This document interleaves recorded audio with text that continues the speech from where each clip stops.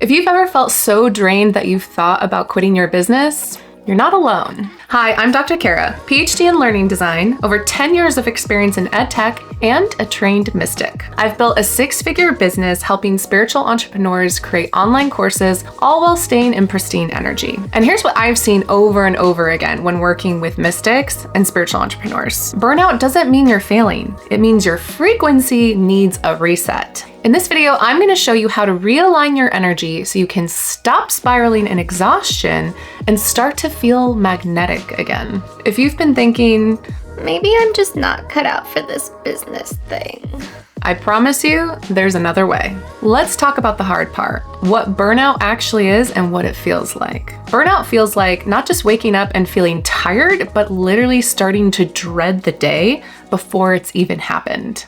You might be working on your business like creating content, drafting emails, or doing administrative work, and it feels like pulling teeth. In fact, you might hate it because it just brings so much dissatisfaction, stress, worry, and pressure. Even the stuff that you love about your business starts to feel heavy. Maybe you work with clients and you used to enjoy talking to them and getting to know about them in their life, or you like to create content and write, but you're starting to realize, I don't actually like doing this anymore. And if you're tired of pushing it, feeling like you're faking it, or wondering if it's even worth it at the end of the day, I get it. I've been there.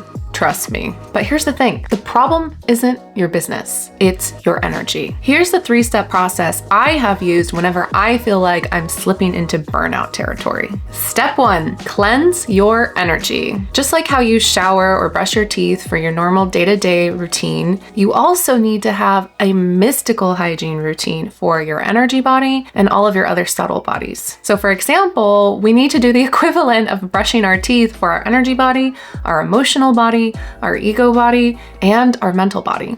There's a lot of different ways to do this, but I'll share with you what's worked really well for me in the past. For example, if I'm doing some really heavy work with clients, like giving a consulting session or doing mediumship work or tarot divination, I definitely need to clean my energetic field. The best way that I do that is by asking someone to sage me, or I do it myself. And I also make sure that I take a really good salt bath or salt shower. And it kind of sounds exactly what it sounds like. I take literally a spoonful of salt, put it in my hand, lather like I would soap, and then wash the salt off of my body. Salt is a really good energetic cleanser, and it works wonders on your energetic body, or think of it as like your aura. There are also other practices that people do to cleanse their energy field, like really deep and intense breath work, or doing grounding exercises in the forest or on the beach. But personally, my favorites are saging and cleansing with water, especially if you have the ability to like jump in the ocean or swim in the river. That can also be extremely cleansing. But on a more typical day-to-day process, using salt in your shower or having a salt bath can be so useful and help you reset your energetic field. I always recommend doing this after you've done work with other people, whether it be clients or you're working in a really busy and crowded environment, because oftentimes our energy field can pick up stuff from other people. Doing this on a routine basis will definitely set you up for success. So make it part of your daily routine or as part of your standard protocol as your business, especially if you're working with other people. Step 2, reclaim your boundaries. So ask yourself, where am I leaking energy? Whenever I've been falling into burnout, I realize that I have been overextending myself in a lot of different ways. For example, I might be picking up a project twice, maybe sometimes 3 days a week, brand new projects that I have no business working on just because I didn't want to tell someone no, or maybe I just thought they were really cool and I wanted to jump in and help without really thinking it through. This is a really common way where you can leak energy because your focus of attention, especially if you're running a business or doing any kind of mystical work, is really important. So if you're focusing on, let's say 5, 10, 20 projects at a given time, well, all of that energy is going to be dispersed rather than focused into one channel of energy. I fall for this all the time, and I'm by no means an expert. I feel like for a while there, I was literally starting a new business like every week or taking on a new project every other day. And I realized what happened here was I was leaking energy because I was promising people I would do stuff, but then not actually follow through and finish those projects. And then this created this weird dynamic where I felt like I didn't live up to my word, or I was failing them, or not delivering on what I promised, which I like to be true to my word. They were also expecting things from me, only to not have those things delivered. So I realized that I had to be better at setting boundaries, especially when it came to my work and my areas of focus. Having healthy boundaries, even just by setting expectations, can do wonders for your energetic field and to help prevent burnout. So where in the past I might have said something like, yeah, sure, I'll totally do it. Now I'll say something more like, let me first get back to you and see if I can commit to that. Or if I'm in a project that I've already committed to, I can say things, I'll get that to you by the end of next week, or how about tomorrow? That way there's specific timelines and deadlines in place, not only for me,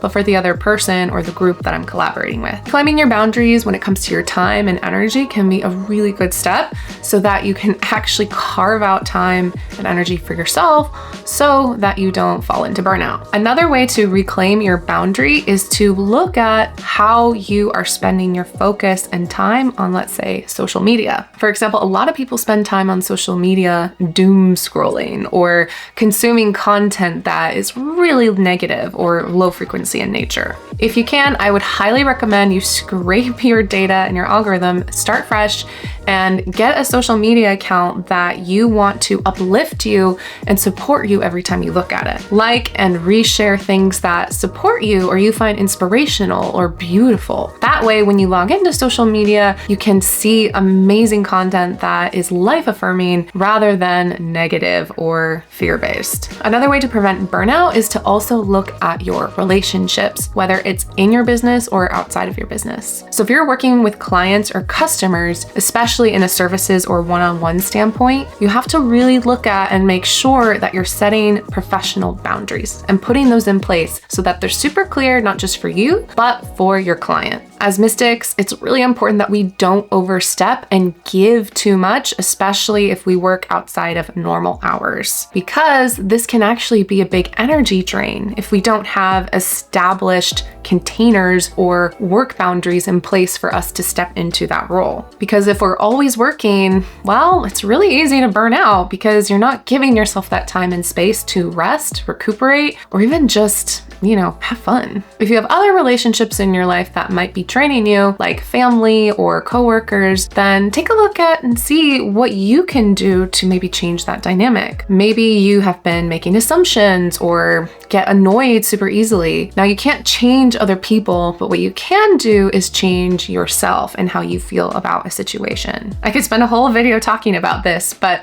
basically just become aware of relationships that might drain you and look for situations where you can collaborate or connect with that person in an environment that is supportive rather than draining. Every time you set a strong, healthy boundary, you are preventing an energetic leak from happening. This is a great way to take your power back, literally take your power back into your energy field at a mystical level so that you actually have literally more power to do things. Step 3, realign with your why. Burnout usually happens when you've lost sight about what got you started in the first place. So if you're running a business, especially a mission-driven business or a spiritual business, then chances are you probably have a bigger why than, let's say, just making money. Just don't get me wrong. I think making money is a very important goal to have, especially if you're running a business. But oftentimes light workers and mystics, we like to do things and create businesses that are around helping people in some way. So the times where I felt extreme burnout with my business, or I was just wondering why the heck was I doing this to begin with, I always went back to my larger why. And for me, it's about wealth and mission. I'm here to help light workers become successful